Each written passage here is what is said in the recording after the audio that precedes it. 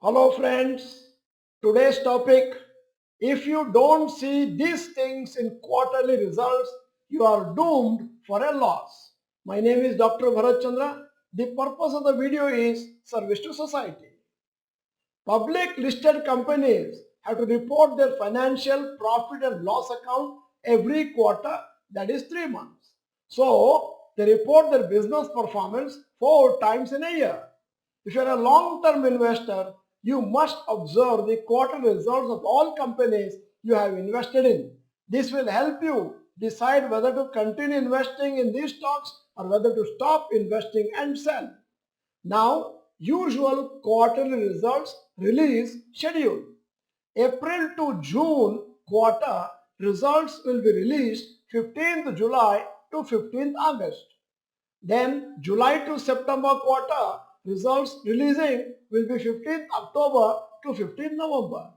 Period October-December, then the results will be released 15th January to 15th February.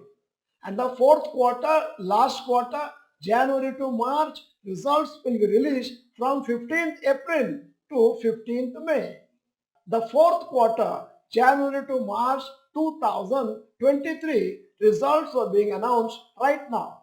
The companies will keep announcing the results till around May 15. So we are covering some points to keep in mind while studying quarterly results in the future. Number one, growth in revenue and sales. Ideally, the revenue of the company must be growing compared to the same quarter of last year. It would be also good if the revenue is growing quarter on quarter. Only if the revenue and sales of the company is growing will the stock price grow in the long term. For example, revenue January to March 2022 450 crores, January to March 2023 521 crores. Then revenue October to December 2022 497 crores, January to March 2023 521 crores, etc. etc. Number two, growth in net profit and profit after tax.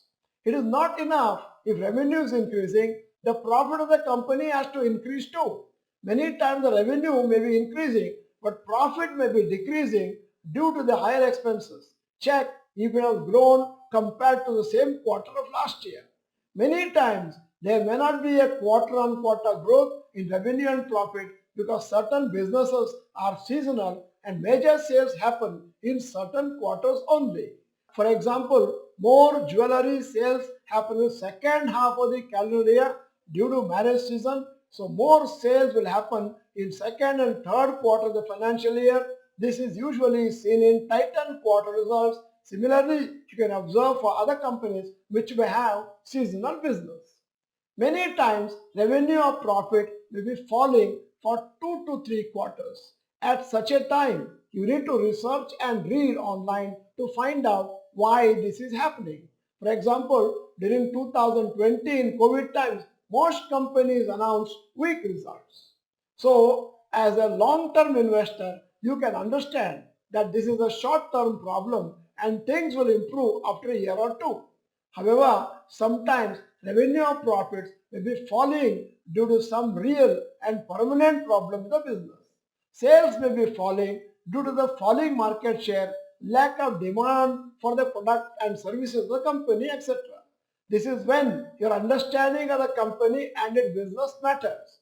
You have blindly bought without doing your own research. You will be totally confused whether to hold or sell because you are not able to understand whether this is a permanent problem in the business or it is temporary. Now, the third point to see in the quarterly results are comparison with the analyst estimates. Many analysts in financial institutions and stock brokerage companies estimate the revenue and profits of major companies. Many times the results of a company seem to be very good. However, the stock price may still fall by 3 to 5% on the day of the result. This could be because the results were below analyst expectation.